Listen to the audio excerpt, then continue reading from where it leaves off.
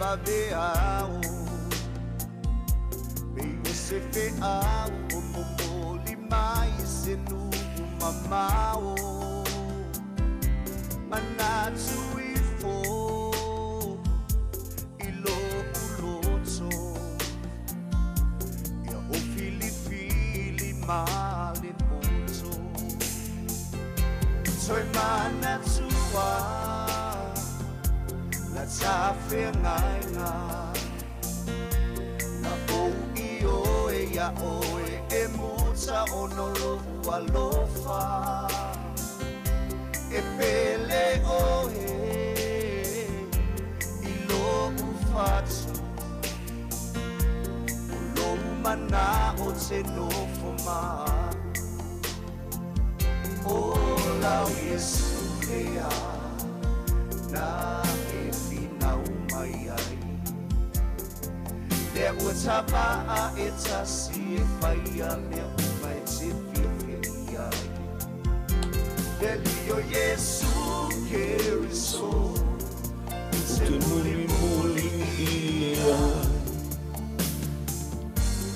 Oh, ya la bolo masai. Hallelujah.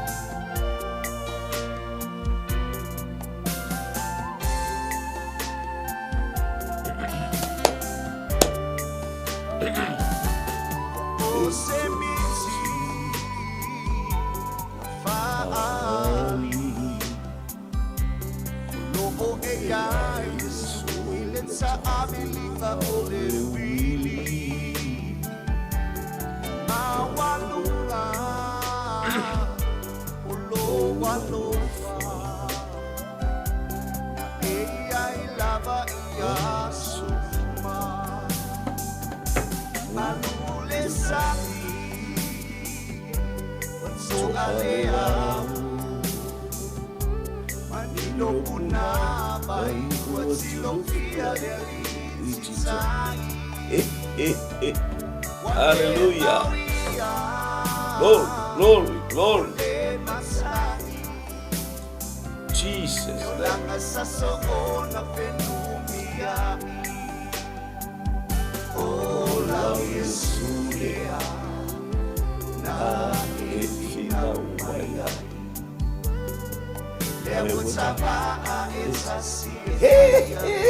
Yo. Yesu carry so.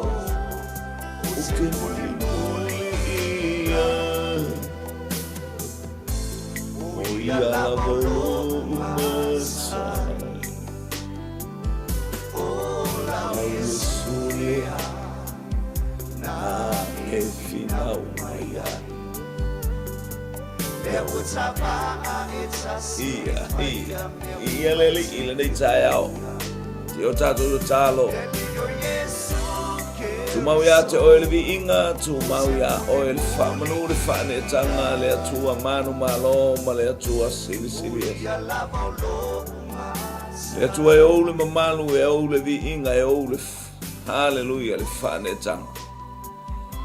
Uno waile nei taiao, hallelujah ma le loto fa mau lalo. Fa after yatu yate o te mau au whamlianga o yeilo hainga i le po. Sa to o wha mamoe o tangata. Ne umato maua le tae au fo. Hallelujah. Aso e wha popo. Soi fua ma le mato o le mato wala ula o fio ia i au whamlianga. Yeilo wanga le lei le pa ia la o fio i mea uma. Ina ia i uato o mea uma i lau vi inga. Mato bala au ya te oilo mato tu ma fa fonga anga u tangata ele ngata ile aingo le fa to tua ile ai tu ma le tafa le kelo pe fa manu ya tu la o fi yo mato bala au le hallelujah nganga pa ia fa ia pe le fina ngalo ia i la o fio hallelujah tau le fa mato ma au ona mani me fa ngalu ngale fi au ta ai fo ia te oilo mato tu le vi inga ora o Yesu amene ma amene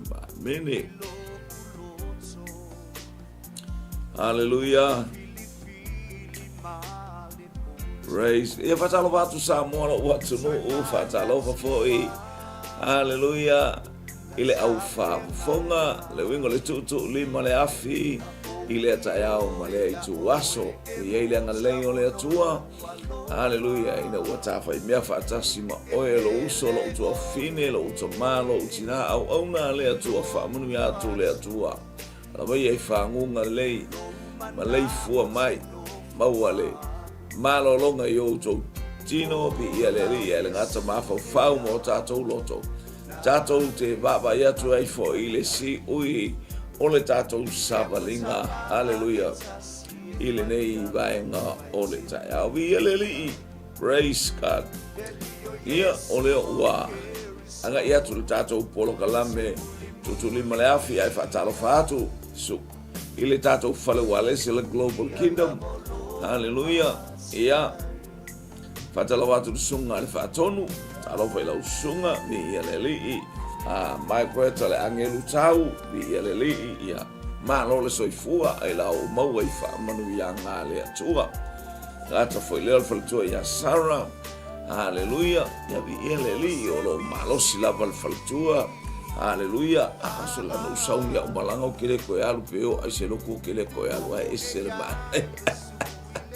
ole fai umalosi fai umalosi praise God yai lenga fai ufia fai umalosi mata malosi fai umalosi oka so se beatato yel nei tausanga ia bi o se baba aina Jimmy Brown miliamu talofa le uso ona ia vi ia le lenga le yo le atua ile nei taiao Mani alosa ta aloha Hawaii kiki leti nata talo ya mani alosa tasi kuresa hallelujah vi ieleli mai tonu Hawaii ya malo o amaile nai tu o le kelope i ole asol tofine ya mato ole asolulu ne ya mato wa ieleli ile ngalelei Sara tanieru preta talofa wa mai to ina ia lofa atu ina hallelujah el ngata foi lea o sio tatou ainga mai se oel tu fine vi o le faltua ia leli tito luaiva o ole talo vai fiau ia leli malole soifua ia ila o mau fa manu ia ngale atu nei taiao mau lo soifua ia o foro fatu lau polo kalame Tuutuulima le afi mo oel sunga le whawhengainga a o iei fo i tāpilinga o le wili e pei o upo le pese o lo pese nei ele uso ia sive whafta iet fo i le whai pese ia sive le o le AOG totonu o sai pipi hallelujah masasa ai ia le atua o lo whaangaina perso i fua hallelujah mana ia te loa ese mana ia o tangata le se uman fatalo fono utalo no atu le tangata le ese fole mali o kakale hallelujah praise God ia talofa ana Yakopo o hallelujah malo ia mo stafa o mata mo fie ila ufanu o Aotearoa ia ma New Zealand nei o folo fatu tato po kalame mo oele tiakono ale yo rai hallelujah praise God ia po le vai tafe fo yo ritana ia leli alo fatu ana ia leli ia batalo watu i junior va ivo walesi talofa o ye tutem fai mungal vengo nei taiao ti lo mo se fianga ya te oe hallelujah ia no o mai malo tina moli mai oe vi ele atua fa mata tu lo tina me na te finga wenga hallelujah praise God hallelujah ele lo fa tu ya te oe ngal wenga no nei taiao matamu pali ana praise shalom hallelujah talofa ilo uso malonga lue wa nei yanga ya tu tato po kala mi tono lo fanu o New Zealand hallelujah ile ofisa autu o le global kingdom hallelujah fatalofa tuai ile sunga ya matamua hallelujah praise God Maluma vai. Hallelujah, le fale fia, ma le fale salafai. Hallelujah. Ia vi ia le atua. Ia lava ke ko lewo wal pali i ka kasole. Ele ke. Ia fa ia ta fo ia. Ia ainga sa mali o a mauso ale i ele ngata ile o e mango malua si fanu ala usunga de fa fe nga taulangi na urua i taunu ia i tala lelei i mata ni u fe ngai maleata vi ia lele ia va ta lo fa ti ato e lo fa ta lo atfo i faltu ia piki allo fa tele mole ainga ngata fo ile fa fe au ia ki lo va ti as ile atali ia tek male faltua ia fa malo nga lulue mole nei tau sanga aile ngata ile o taimi uma e fa malo ai o fe au le tau abel po kalame ale alo fatu no ai tonu o manurewa haleluya a mata malosi fa ai o malosi a mata mai tau sanga fia talo fia faiso se ngaru nga leo tato fai u atu still the same keep on Hallelujah. Via leli praise God. Ia ta lo va do e hallelujah. Inicio dato ainga. Hallelujah. On fermo mal dato por la mele tafa mal tafa. Ia va tai talo mai lo mo per fa malo longa le tua. Lo ye le anga le leo le tua le su ia i fo yo le tau. Ia monia o lo ma fana ia le taimine ia ai awane i ula vale ai sesi. Awana i fia tama istangata.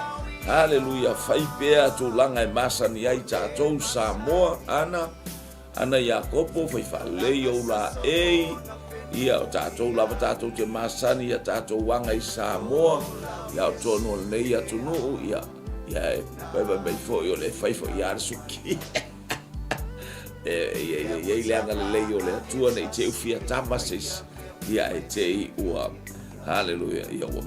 Ia lo fongia le tol nei tae ao anga leile lau fa fonga.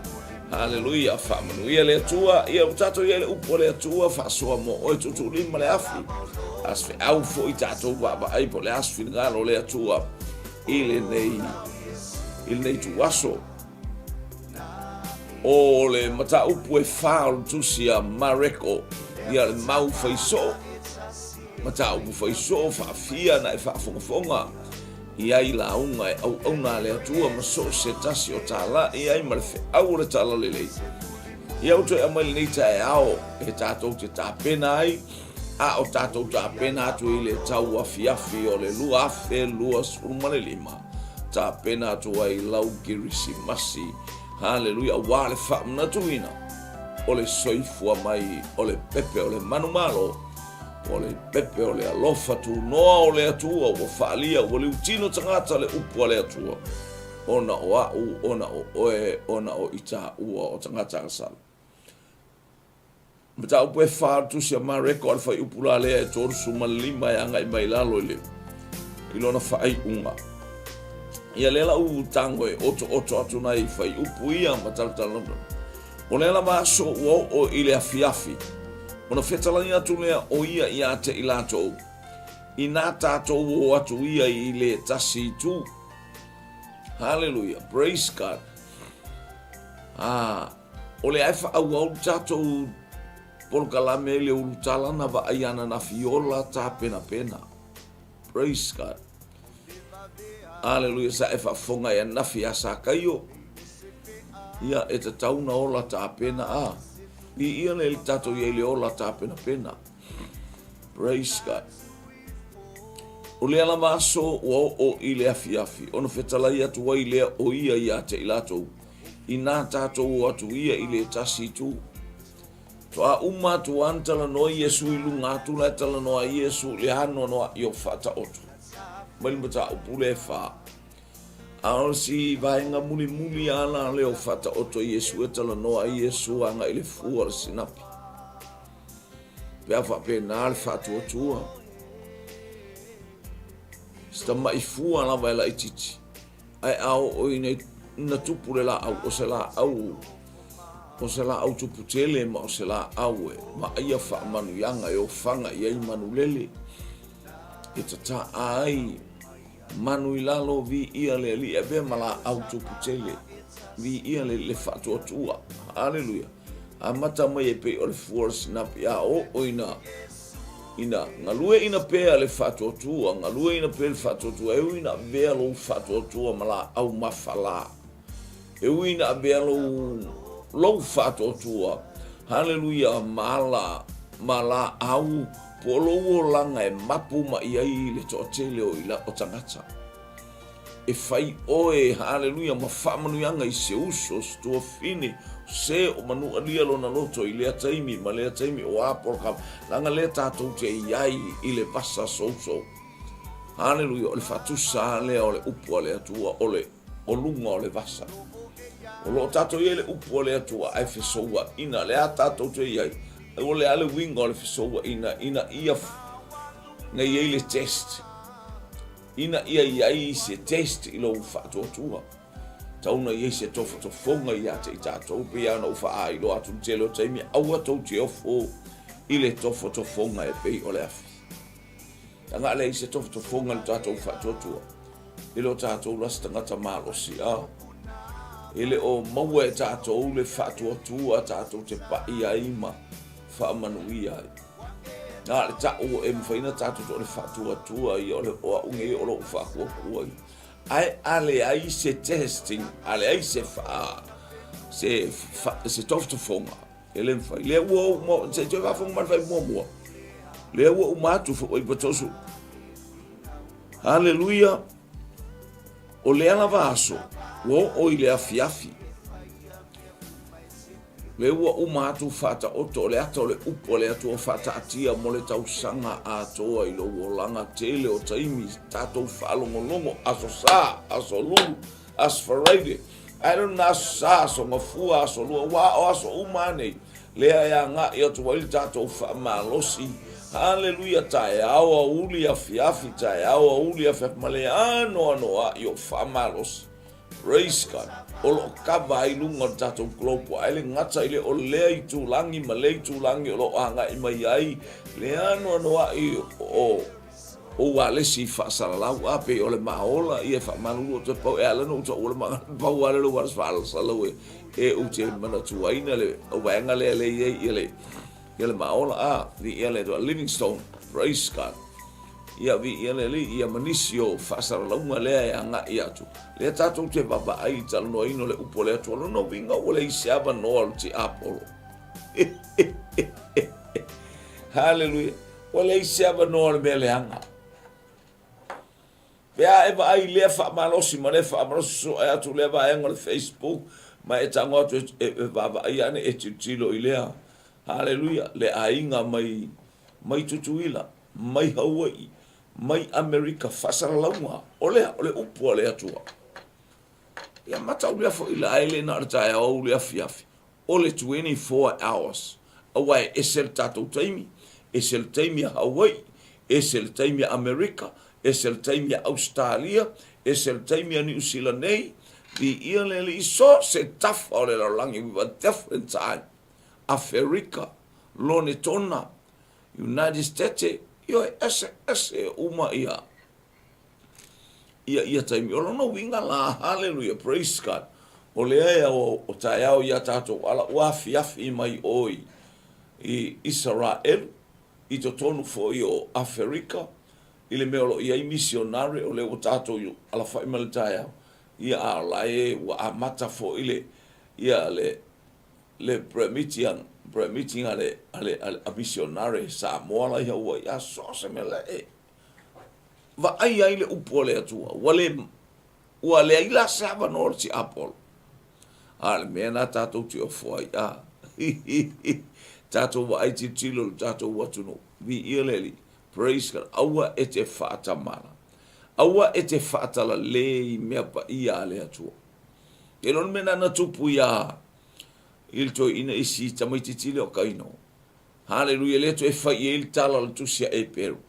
Awani tatou pei o kaino na fatala le mea pa ia. A tatou whaalongolo il si ufonga o le to. Aua tatou te whaama a i o tatou loto. aua tātou te whaamaea, tātou oifo ma le nganga whaamauraro. Vi ia le etalia, haleluia mea uma, o le malo le atua, ma le upua le atua, ma le fina ngalo le atua, o le fina ngalo o lo tāpena i tātou mo le langi, ma le ola e whawao. Ia vi ia le atua. Ile ni tai au. Praise God. Ia ileanga le leia le pa ia le atua moe. Whamau ua o le tau ua fiafi. Ia utoa e watrai atua al whai umu.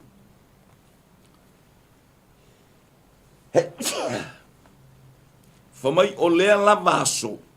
Ua o i lea fiafi. Ona whetalai atu lea on.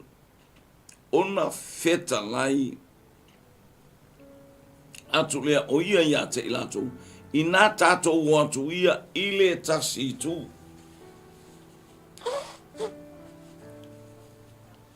O lewa da fola le upua le atua. I mo le au so. Whamalosi e sui le au so o mwhaia latou. Whasoa. Hallelujah. Ia wata wai e Yesu le fuara sinapi wa tauna tutua. Ma le tuina atu i le au so. Hallelujah. Pepe o le fuara sinapi lo whaatotua. O le fuara sinapi o le la au mawhala. O le la au iti o i fua umai to tonu o e peru o to Utaia. Ma Israel. Ai ao o ina tupu le uta watu o le la au mawhala. Ni ia le li. Whaatotua e tauna tupu. Hallelujah. Ia o mea le atua e le malama i Isis. Ni ia le li. O ile afiafi o la unga Yesu. La unga. La ea o e malaunga ino le upu le tau sanga atoa. Le wo o ma le tau afiafi. Le o tato uno foia au ololo. Wa tato tau nuku mai i le tau afiafi o le lua afe lua sfunu ma le lima. E lo tau afiafi le tau mai. Mana o Yesu a se ibaba ai po a mai le upu. Te iloa oe o taimi umolo fia sila. Hallelujah, le nganga pa ia i lunga ia te tātou. Ma le sila fanga le nganga pa ia o a mai lo soifua ma lo wola ina o le upua le atu. Ia le li. How God's word in our life. Hallelujah. O grow le upua le atua. Ia po le e. Hallelujah. E fai ale mea tate loto ia. Yanga le mea to tele na i tātou. Hallelujah, falongo alu le saru, loto alu le loto. Ai foi mai. E ese ale me alu ele ngana ale tangata. E ese ale me alu ele loto ale tangata. E fai ale me loto ele tangata. E tingana la unga le fai fi aule ono sai. Ai sa ue matua le lava ono sa. Ia lava se me tupu itono le ainga. Pe tupu itono le ngaluenga ale asa atoa. So i titi umale. Le asa o la unga le faifi au le ono sai. E alu ala masua e taua le ono sai o le tangata. Vi ia le li. Aia, si ona ponga e kako ke le aisea. O lo tatou whaamamulu e sea le nganga pa ia. Tatou te le o whauo ma le nganga pa ia. We are to abide with Holy Spirit in every single minute. E aon tatou mau popo tatou maftanga ma le nganga pa ia. Once tu e sea le nganga pa ia. A faina lo tato. Ua failo lo tato malos. Ua failo ile maso. Ua failo ile angava ma le poto le tagata. Una tato mafatia ile. Praise God. Hallelujah.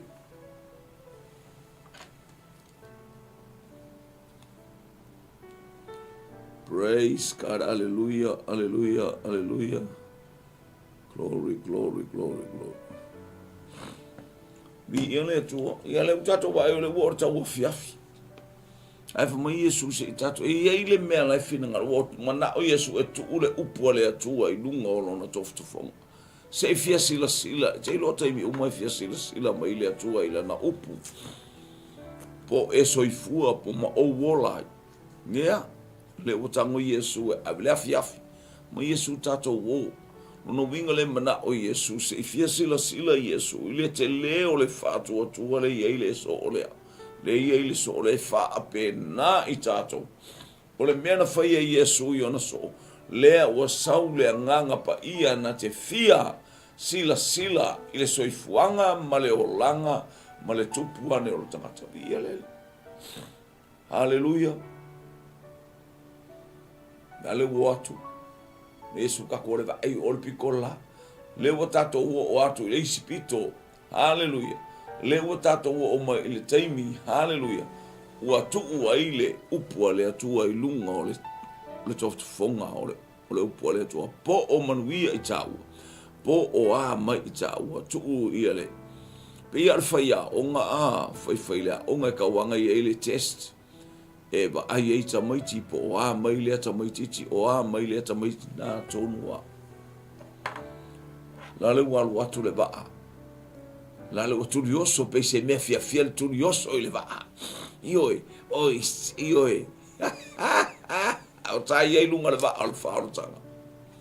Fia sisila Yesu o le a mai le soifuanga ma le olanga o lo i o le uso i le tua fine mai tatou.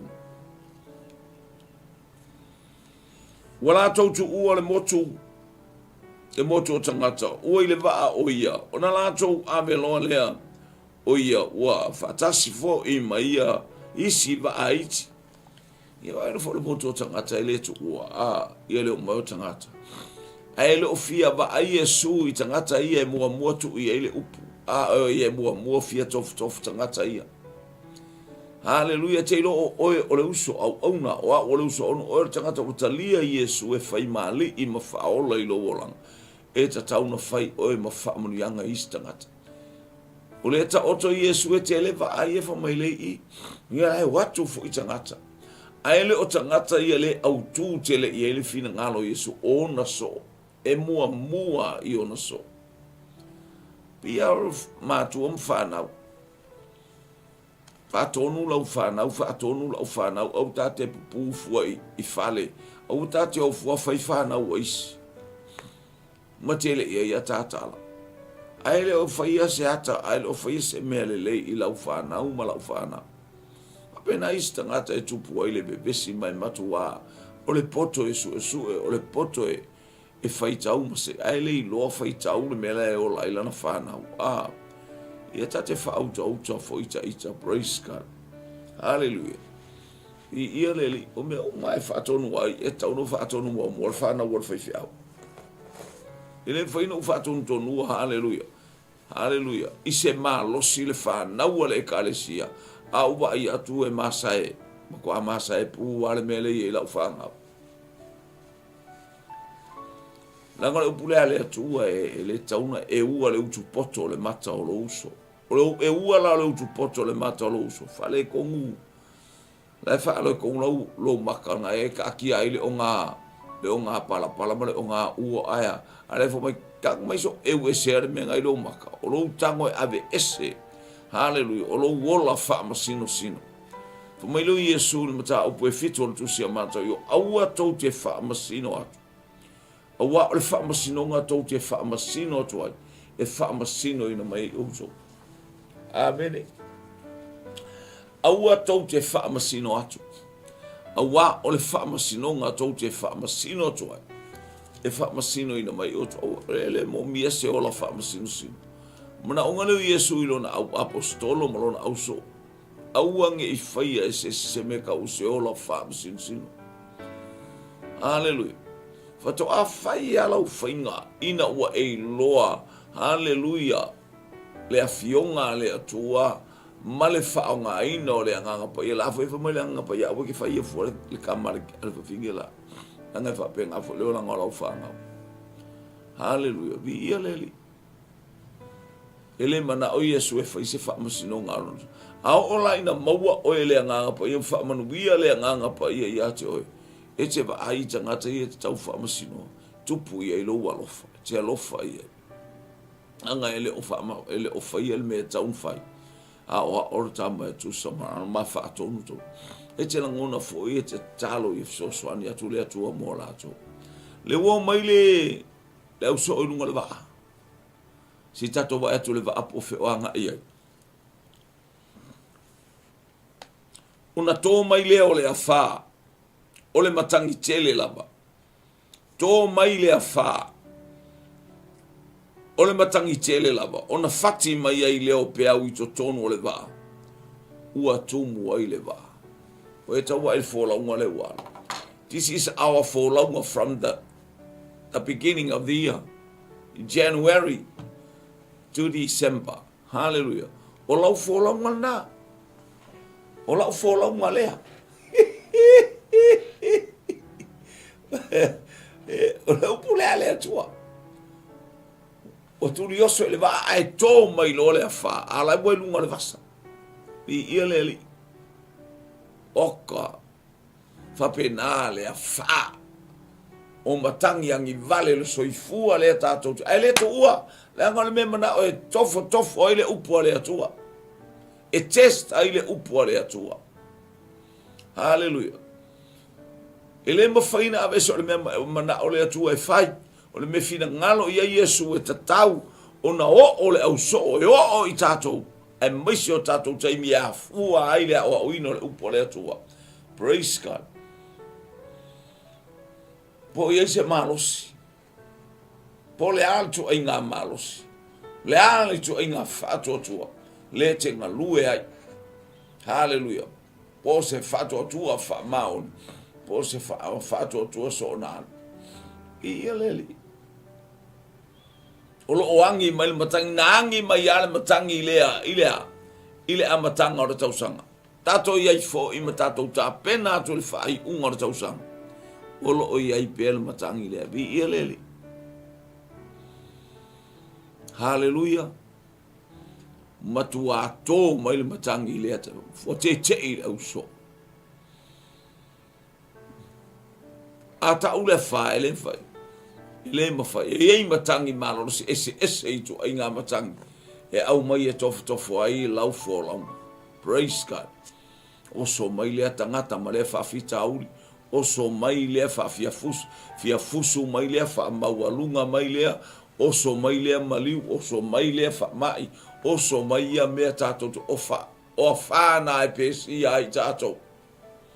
La tātou whōlaunga. A ole mafuanga na ole abe ole au so o Yesu I runga le vasa.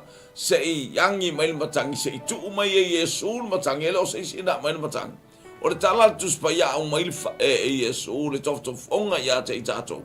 E tofotofo I tātou. Hallelujah. E iei ma le befa sao ina. I langa o Yesu na mai le matangi. Te iwa ai atu po whela I Yesu le va. Ona tō mai leo le whae le matangi, o le matangi tele lava. Ona whati mai leo le peau to tono le wā. Ua tumu ai. A o ia sai le tau muli. Ua tō whā I le alunga. Ona la tō whawhangu le ia te ia mawhai atu ia te ia. Lea oa oi. E te le manatu mai ea ia te I mātou a whano. Hallelujah. O e tau whaalongo mai. Whio ia Yesu. Nai tau muri o lai moe. O lai tau whaale ali. Aia mea o le whaale le ai angi. O matangi te tele ia e angi. Wa sou le vasa. Fiki vale le auso. Aisea. Fia wa ai Yesu I le whatuatua. Fia wa ai Yesu I le whatuatua o le tangata. Whapena I tātou. Hallelujah. Pei ona so wow le nei vai tau ma nei o ngā vasa tātou te so solo atu ai. Hallelujah. Tātou waba I atu I le atu nu o si o tātou atu nu o Samoa. Hallelujah. Ele ai fiti vale le tangata ea. Whaalongo I le ali. E ola I le ali. Mafuta ma le anganga pa ia o le atua I te me le fiti vale. Hallelujah. Praise God. Na te le popole I se mea. Ia, Yesu, feo ia, I lai moe. Po mai lai tō wha o lai moe. O e tawa I mai I le ata o a wha o le nei lalangi. Mea tutupu I le ataimi, ma le ataimi o a vili aku New Zealand I Samoa, vili ange Australia, vili mai Amerika I fief, vili ai solo. A kauna ngar kala le se ane me le tupu tato wainga. Ioi, whapeanga fi soua ina ia wha. O manatu mawinga pei on tato ia I te. Ai ar tangata o le atua. le tangata o le tau pe vai ia Yesu o le ata na o le tangata o le atua. Hallelujah. Tomu I whaamanuanga, full of blessing, living in the anointing of the Holy Spirit every single minute, every single time. Te le popole. Ele ia ba se be popole. Hallelujah. Ai sea. Ai mai matangi ala o le ata na wa fa. O le ata na matangi te tele kau I lo wainga waku o lo fale lo wainga o mai po ne chai ao. Okay lo le ka no fo mai lista ngata o le no fo mai le fa. O la yangi ai le fa ai ma na ia le lo fa longo. O tata fa so fa tasi ai vi ia le li. Praise God. Lusa wale si talo va fine. Ia o mai ia le ainga I Samoa alo fa tu mo o to mo le fa tai ko wa. Hallelujah. Selbana iole. Ole praise God. Ole fionga le to tato te fa longo pe ia ile. Angale le le to wa taimi uma ia misa ia fita ia fingata.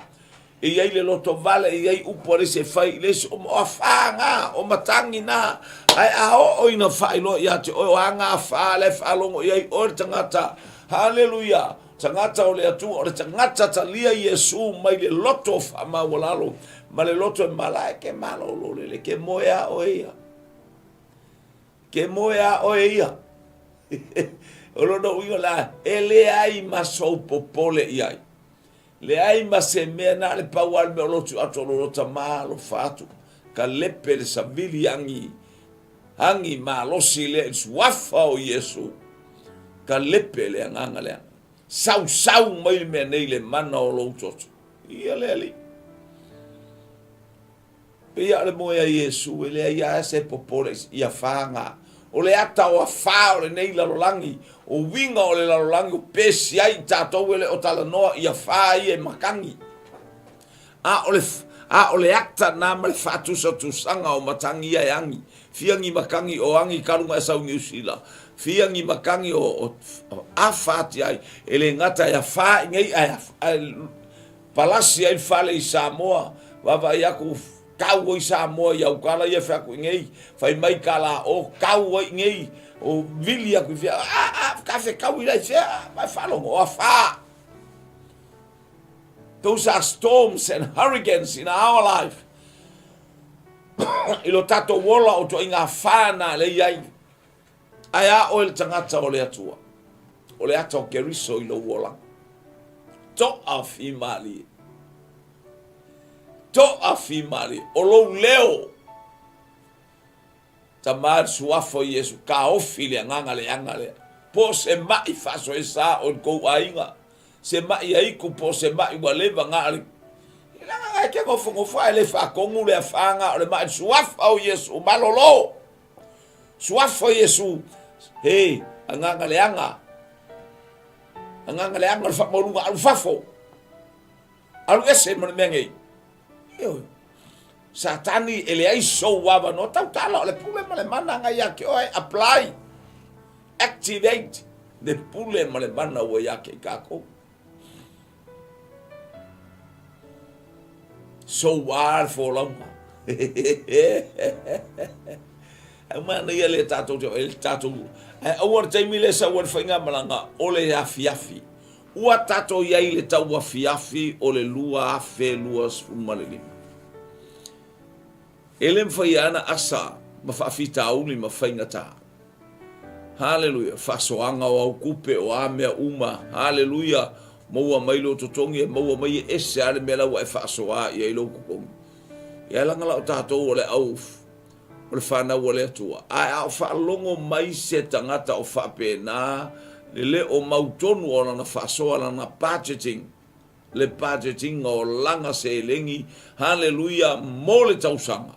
Wala la saung e fai unga e foi no tau atu ana fio e fa pena on tau mo fai mai ia e fa mua mai a me ala loko e kanga ai do ia se manatu anga e tina mal fa nau porta mal fa nau ia man tonu fo yo nga luenga ale atu pole kalesia ia ai au oina e do inga le mamalu le tu mo e ke bua mua e ko pule ile Ile me ave male atua fe o lau taulanga lea. Hallelujah.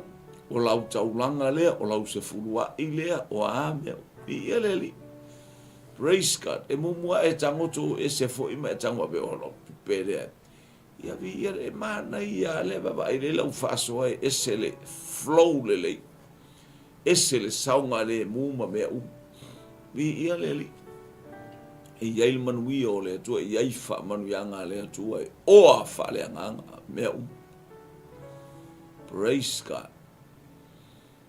Angil batangi ala e moe Yesu e whapena li sa o loto o el tangata. O iai wha manu yanga le atua, mai fia mai le upua le atua. Mai lau wha longolongo, marata wha longolongo i le upua le atua. Ma le angi mai o le matangi o le anganga pa ia. E angi le matangi i le mea loto i ai Nicotemo. Tala le ai Yesu Nicotemo, e angi le matangi i le mea loto i ai. E te lei loa le mea sawai ma le mea luatu i o tala noa na le anganga pa ia. O le matangi le o le anganga pa ia. Pai mai ia te oe, pai mai ia te. Fa malosi ia te oe, fa malosi ia te. Fa uai oe, fa uai ia. Ina ia tātu tū au wā tā baba iatu. O le tau afiafi.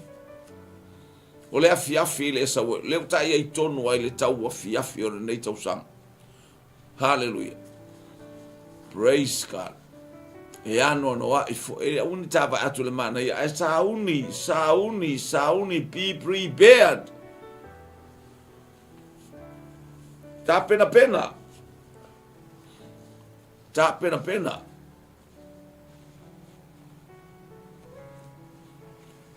O aso matangi, o aso nei e whai Samoa. O aso nei e lo o tuai matangi ma wha ma matangi vale. Matangi o leo langa nei, mo me o wha i Samoa. E o maila a ua e tā pena i ai. Tā pena mori ngao. Tā pena le mori matangi. Wa mori anga le sakako a. Tā pena mea umalapa le fale. Baba ai. Sui apa lai e whalua ke ake o e waka longu lele le apa. Ioe. Sa tā pena mea mo le mānaia fo i le o le tele o matangi. That is very important. So many wins at the end of the year. So, about the climate of Samoa at the end of the year. O le tau lea, o tau i o Samoa le whaiunga. Ale manai le o tua e tā pena i ai au le makangi pea. Ai le isau tā pena. Oa ua stangata vale ma oa o stangata le tā pena ma oa o stangata le matala. Oa ole manai le o le angi mai o matangi wa tatou ilo ai fau le wa o mai a Samoa ina ilo Samoa fau fale uina tangata materials le vatu I New Zealand nei la fo tele I Samoa me a le fainga wole ia ma se ainga Samoa o toe faia se fale fo ia nei. Hallelujah to lau ma to lau pola. Ia na oni fale atu I lunga mata fanga atu ia maloma o ane malolo ia maluf tai tala fengai ma le tau yo lato tino. A o fale ta pena le o ta pena I Samoa. O ta pena I Samoa fale mo matangi te tele. Hallelujah ina ia tai tala fengai ma fale o lo ia fo ia atu nune. Hallelujah nga atu no lato wa ia fale le ta pena monia fa. E ta pena lato o me tau no lato no foi ma lato fa na upala langi ma kakam. Le foi na wesa wa tau na anu ma se fata ita inga I Samoa. Prepared. Ta pena le. Hallelujah. A faile a te no foi lo fale a te lo e tele me a faio o lo a inga la te no no foi te lo a fai se so io te se me foi na ma na ia mo te so wa te la tu e no foi a wa te la tu e va ia hallelujah praise God ta o tele o nei matangi wa ta pena I tato faile faile le fa u fa pele a foi il mele ala makangi wa no ngar ko fale le ala matangi wa I lore mesa wole bakangi sau sifo sau sae fele I tu ole tau fanua le oso wole batangi ma me va ia koe para lasi ke le ko ngafa Ia o ina la e te alu e whaatu fua iai.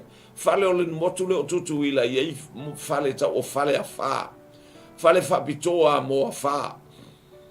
Hallelujah. E vai pe tolu pe ta whatolu pe le piramita fale na. So se pito ai u o fel taimi e sau i le wha.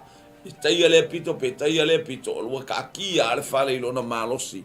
Hallelujah. Yes, oni baba inga na tangata. Alma na ia na le tele o fa. Ano no a io fa. Le tele o mea yo o atu i Samoa. Lale au te loe le isi a inga o to e fatamana. Hallelujah. A le lo talo no ia te o ile fa le nganga. Ia fa o lo o mai. E o mai ya mate tato. E o mai ya masu e lunga le isu o lo fale.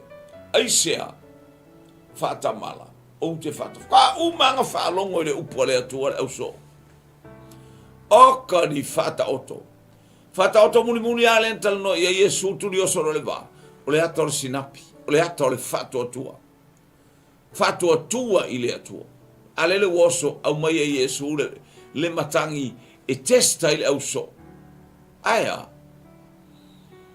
awoi Yesu se falong mo se fe ka wak falong mo male awoi lele hallelujah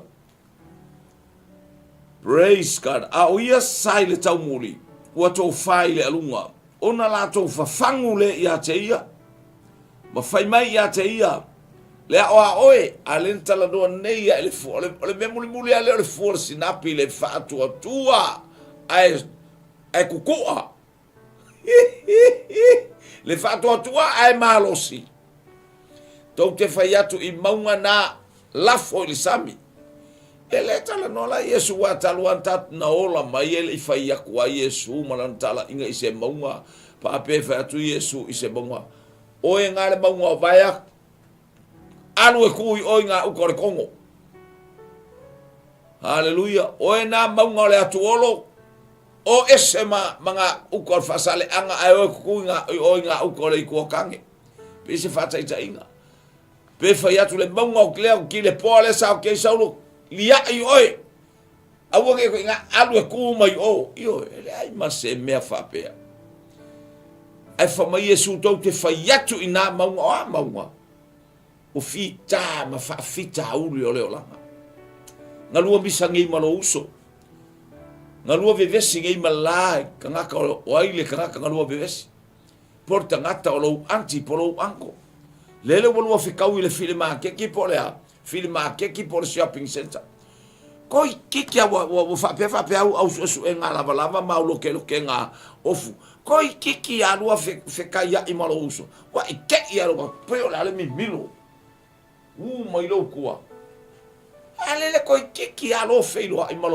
malo anti ya lo se kai mi wa ke fa pe anti wa betul ainga ia malia fo ilo loto ba ngalo mai fo ia ise yo iso ke le mafaya ole maunga le meanga lele wa ni liwa aya ke lo mafaya tate le mafaya ona fafsa ngai hale te tango tu le maunga le loko fa mawalunga le maunga ole loko vale le maunga ole loko le anga hale te tango atu di ya yes en swafa o Yesu tau te fai atu di swafa o Yesu alase o a mai o ko kongolo ainga haleluya kwa levan kupu mai nga ma ya nga ke ngofo o maunga me nga e te fai atu le maunga alase out in the name of Jesus le anga le fa mawalunga le anga ai u le swafa Yesu alase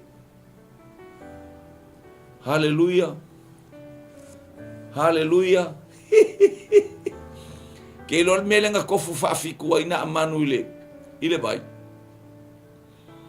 halo kofu al esel pepelo kofu al esel a lokoleanga kofu al esel ngaoi kofu al esel fa mawalunga oka uma le lei anga i mesa yanga mangu e fiku o kofu kuma ai au esel mangame kua okay ale tapen hatu mo fai ungor tausanga o le matangi le nangi le wangi o fai ungor kausanga le yang yai Amene. Ai ao oina ia te oe. Hallelujah. Le mana. Le la au mana to o mai suaf o Yesu Keriso.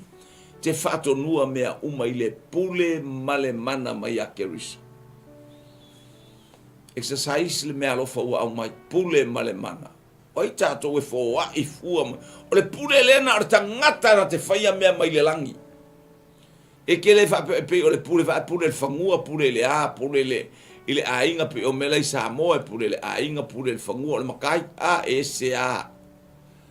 Ese a ma le pule male mana po anga pule ai a ya te o le pule male mana. Hallelujah ke fa kongua loko le makai.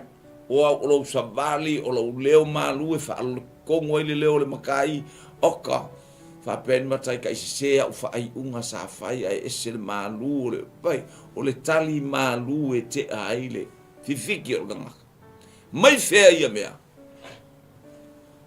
Hallelujah ne o tato fa longo ile upo le atu o le upo le atu tato ti o le manga atu le upo le atu ile to fonga po amai pangalia.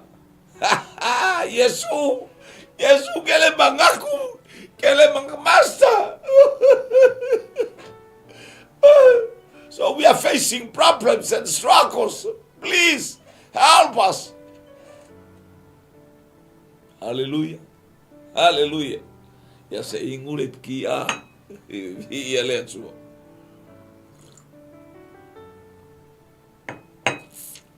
Vi ia le ali. Tato fta ia ima ile fai umor tausan. Ole taua fiafi. We are in a taua fiafi in the evening of this year. Wa tato ile taua fiafi ole de tausan. So tango ave oil malanga Paulo. Praise God. Malanga le Paulo mta upe lua sumole ono lua sumole fitu. Ya lua sumole fitu ole tusia. Ngar wenga wa apostol. Botau nu ule va ile meta wo kereta. Umana fatonu e Paulo le au va. O ya le taita I va. Hello. Le kapeteni le tamalo e ona le va. Hallelujah. Praise God. Male taita au. O la ye mene tol o le poto. O le malosi. O le tamao a inga. Lalo winga le tala fiu tamao a inga o tamalo le alu fatau lana saito e ona le va. Le alu e kuleia nga. Ana me fatau. Lea. La o tamao a inga na. Poto. Kuso o tamao a inga o le oa. Hallelujah le ngaro kama. O le poto kamalo le avele va. He's the only captain. Lea nga ke avele va ai lunga sami. Po le a o ia o le tautai mata palo. Male malosi o le ata o le tai au le alu e ave fita e ave Roma. I ia le ali. Awale mita le poto ilona poto, captain.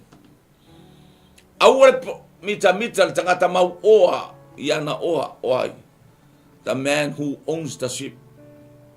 Awale mita le tangata malosi ilona malosi. Ese le manaia o lo mita ona o le atua. Le ia il tangata o le atua le folaunga le oai o le apostolo. Fatu le apostolo o taimine I masanu travel I. O taimine o e afatia I folaunga. Ala e saua. Le ai, o mo tato malolo ina, ia malolo le va malolo, wa latu ina I tono ke reta I taulanga ese. Na o olo le taulanga le la sauni le va ai folau I Roma. Ai angi mai losi matangi la ia o matangi tau fase. Fa pena na fase e oil ti apolo almana onga ia popula o mata. Understand. Hallelujah. Ilea taimi malea taimi. Awuna I fase e oilo va ia tu tupe. Awuna I fase e oil va ia tu lo tam mau ainga. Hallelujah. Na e no foi lo le ma faise fai unga se. Na va aya tu al tamalo le ona va fa ia tu kapten tato wo. Io e mal tai au. Ai se afa mai wai wangi malu mai le tonga. ta ule tonga pe angi nei Samoa from the south. Hallelujah. Pe angi Samoa ele matangi anga ia tu sauti. Tangi le malua pe angi atu tonga. Hallelujah. Angi mai le tonga. The south wind. Wa angi mai ile taimile wa malua ile sami. Taulia hallelujah. Wa ba aya tu lo kapteni yosolo mal fainga malanga ioi ia mal pulo le va agree for ia il ya walu le fai o paulo le eleta taun tato wo le taimi e afati ai fo la ngole understand ole o tangata le upole tu e fa pena i tato le upole tu esele mana yo lo mala malama ya fionga le tu mo tato mala malama i me tu tupu ile taimi male taimi hallelujah awane yo tato so na o aya wa fai ale fai unga le atangata ye totolu alu lo maleba ale wa umana ave ele upo ale tangata ole atu ele I umi ana waktu leba ai oso maile matangi ta wa ero kuto lo na ingo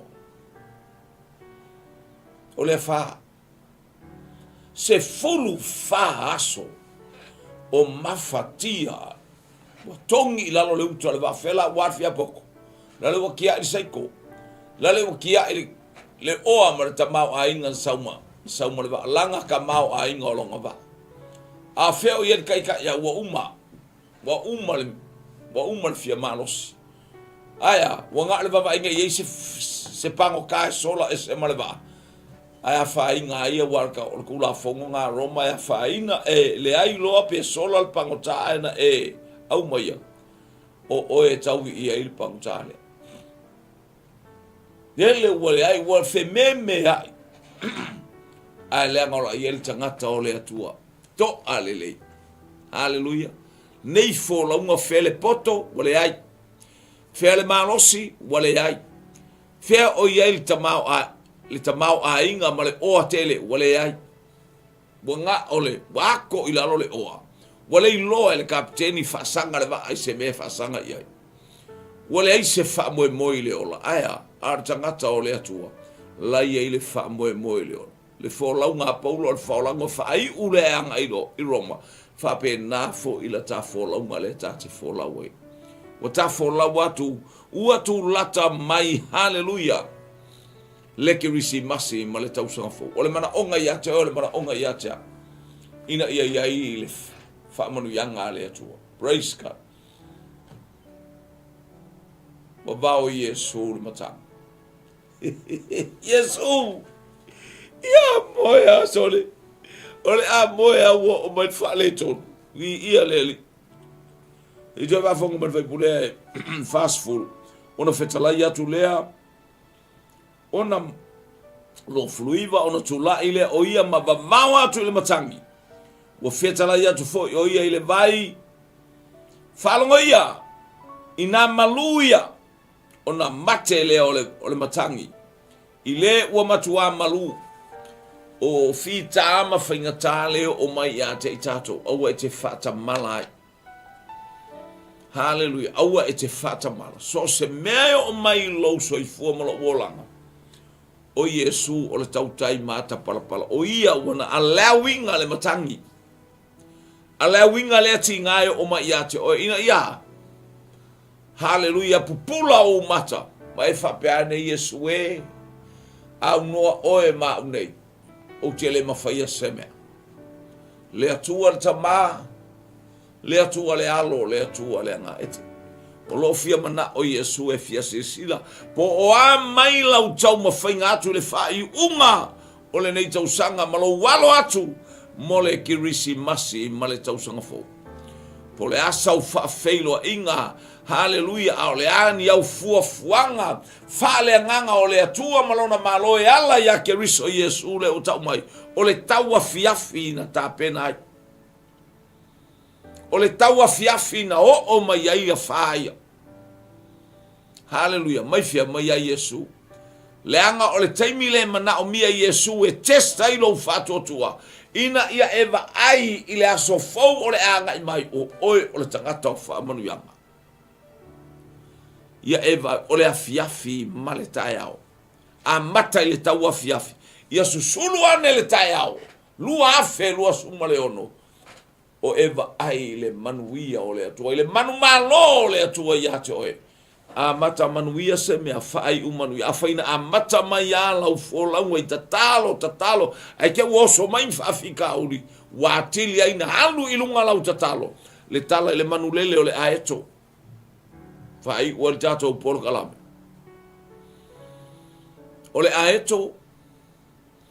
A lele le aeto ai angi le afa. Ele sola ese le aeto fa petu u yailo na siu. Petu u yailo na tau muli. Aya. Ai lele fuafua. Ai lele anga aile. Fa se e le matangi. No. A sau le matangi. A angi ma le matangi lea. E lele yaile aeto. E taia le matangi lea. Ngā alura ilunga. So e saure si vai ngana matangi koe kaia le ae koe akile inga maualunga le alu le aeto. Haleluia. Pena o whai atu a mata mai. A mata mai manuia le sa. Au whaale. Au eva ai atu le soua o le whai unga. Ola pe o le ola o le aeto. Watili ai a mata mai o manuia aia. O mai fita ke whaase ai le mamalu o le atua. Te angai ai from glory to glory. Mai le tasi mamalu i le tasi mamalu. Whatele ina le mamalu o le atua. Increase the power of Holy Spirit in our life. Whaai umanuia ai nei tausanga. Hi umalosi. Hallelujah. Hi umalosi. Na amata malosi mai aya. La lea ta aisia la ngaya te o keriso. Lea ia te a o keriso. Hallelujah. Fai umalosi lo tos nei tausanga. Fai ufiafia. Fai oli. Hallelujah. Na mata o e pese le amatanga o tausanga. Ia o le fai unga tausanga lea sa varia tu e tatalo. La lea lu atu e fa polo kalame. Vi ia leli. Praise God. No ta inga fo nei polo kalame. Vi ia lea tua. Praise God. Le fa pela le la bar tangata. Ele la ba. Ai le se mano longa. Vi ia leli. Se vai a pe o le pingsing yo ka vale. Wa pe el train. Hallelujah. Na ele tatou le ba ai le polo kalame. Vi ia lea tua. Hallelujah. Tatou te fai mea pea mo tatou wa fai umalosi. Hallelujah. Tatou wa mata mai o tatou fia ma oli. Hallelujah. Praise God. Sau ilunga o penga te fai langi ta fa longo fa tasi ta mafuta fa tasi. Ina ia I umea umai le vi inga o le atua. Praise God. Hallelujah. Hallelujah. Fale tatou I fasina reu pena fa manu ya tu le atua le anga mai o le ainga. Hallelujah. Anthony Tanuwasa. Di ia le li talo fa America Samoa. Josie o lo uso. Alo fatele mo oe vi ia le atua. Uningare ya te oe o Paul Kalame o lo whaia ngei le 5 Lebanon Crescent. Hallelujah. O niso Paul Kalame mo nei mo whai umalosi Paul Kalame o le nei tausanga. Ia e te maua. Hallelujah. Ile alofa tu noa. Hallelujah. I manurewa ile address lea 5 Lebanon Crescent. E te tate ma futa ai ile afiafia na nei fatasi ma le faifi au o kalbanga yo por kalame le karesia. Josio talofa ma mareta taulolo talofa vi ile alofa tu ile ainga alofa tu fo il to ina ya manuia le anga ia tu ile Christmas i male tau sanga fo. Se fuiva come talofa vi ile ia to fine ma lor talo ia ma lo fo il fa ma lo si. Praise God. Hallelujah. Ia, hallelujah, praise God. Angalele yatu le malu wa tausili talofa, fai umalosi fai ufia, fai umalosi le tausanga, le blessi la mele le le la uteine le la e nofo mai nipia le to'alua ale I masiantama o wai le siva lo matua so le kongo le pokalame so le matou te yel te mine malo le malu alo fatele atu fai umalosi au le talo malosi me le amatanga le tausanga o ngā tono le tausanga e o mai, hallelujah, ia, e oe malosi aina i o uso nā tau te o lote ia me ingari kei Marks, alofa atu. Junior, pero se pasi ufanga talofa. Talofa brother vi ele li malo vo mo le aso le nganga fa tai ia va toi mo le nganga fa malo mo ele uso o no le tau vinga ma ongo nei tau sanga malo ia congratulations vi ele li o te alofa tele mo o ele uso mo le to lua. Hallelujah, ia fa mo vi ele atua nga luenga le lei ia vi ia ile atua. Jostele talofa lava. Hallelujah, nga le atu le atua. Praise God, hallelujah. Ia whaftai mo le whatalofa, whaftai fo i mo alofa anga vi ia le li talo, whailo uainga mai kipe ona. Le atua tu mau le la i lunga o kipe ona, o lo surupele la i lunga o kipe ona, rai ula i oasa. Hallelujah, male ainga vi ia le atua i Samoa. Hallelujah, famuri atu le atua luse. Hallelujah, Cornelio. Hallelujah, vi ia le atua, ia le atua, vi ia le atua, pray luse walesi, Cornelio, hallelujah, alo fatele mo o emal whanau, ia ngata fo ileo uta ulu ma le ainga, alo fatu fo ile ainga ile laulata, ia lima mata maiti, praise God, vi ia le li, glory, alo fangia le atua nei tuaso, hallelujah, taua fiafi, wa nga ia ne a Yesu ile waa, e atu i leisi tu. O le almeo i leisi tu, se i au mai. Wa mana o Yesu e au mai le matangi, o le matangi pule a Yesu, o le mafo ang fatula e tu Yesu matangi, ia o solo il pikola. Io e o afa fitauri, o afa ingata, o Yesu e vau ia ai mea uma. Vi ia le atu, anga le atu ia te o le nei auli. Ia po sila. Taimi o le nei, e leo mamau SPA ma le tu la e tasi, ia po le tu la ma le afa, ona awina atu lea o le tatou polo kalame, hallelujah, praise God, o le aimainu, te iloa ele mamaus taimi, ia tuli mai pēr tatou aimainu, ele o mamaus taimi, ona ngai atu lea o le tatou aimainu, hallelujah, ia e tu maisina, pe tasi mra faitu la, pe luaitu la, hallelujah, ia se maatu mata atu le train po au mai ma meia au mal train hallelujah lo fatele mo lo wainga faftai lo waso faftai fo lo taimi ia fa avano ina tate fa longo ele upu le atua tama fa manuia o tangata tama pa yatu ilo wainga le nei vaenga o le taiao ma navatu o ia fa manuia ia I umai lo vi inga lo watua o Yesu. Amen, amen, amen.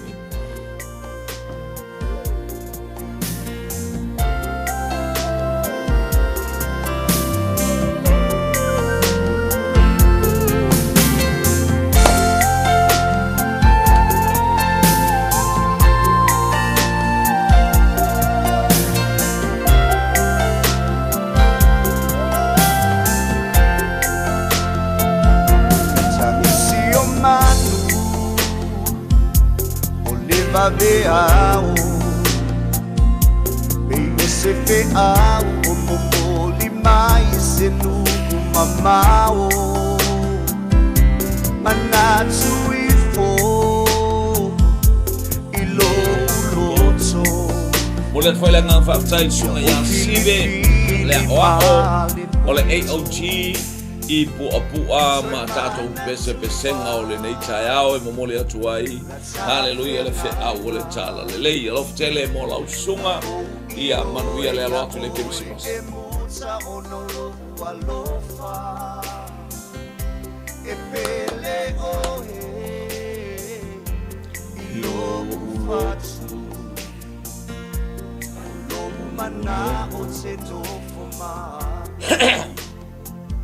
Ola Yesu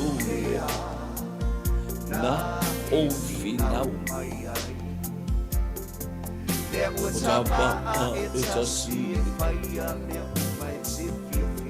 ya alo mai va Yesu keriso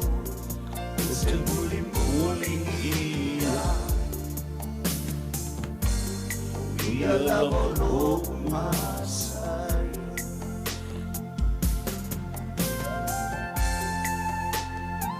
Praise God. Hallelujah. Hallelujah. Hallelujah.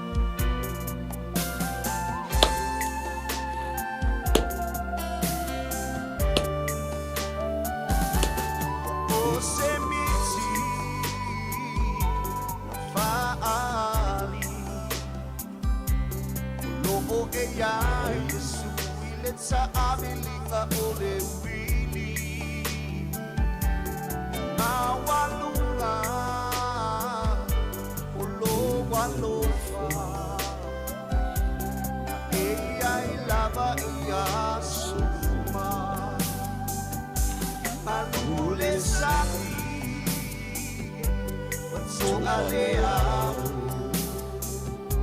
manino kunaba Silofia Lelitsitsai Wa Etawia Ole Masai Yolanga Sasoona Pelumia Ola Yesuya Na Efina Umaya 𝚟𝚑𝚍𝚎𝚘 𝚜𝚑𝚑𝚑 Delio Yesu 𝚗𝗓𝗓𝗠 𝚘𝚑𝚙𝚢𝚛𝚒𝚑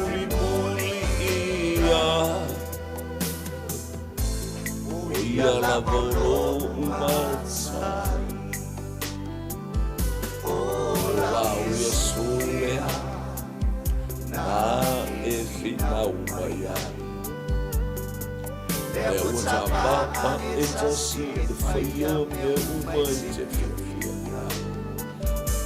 Delio Yesu 𝚗𝗓𝗠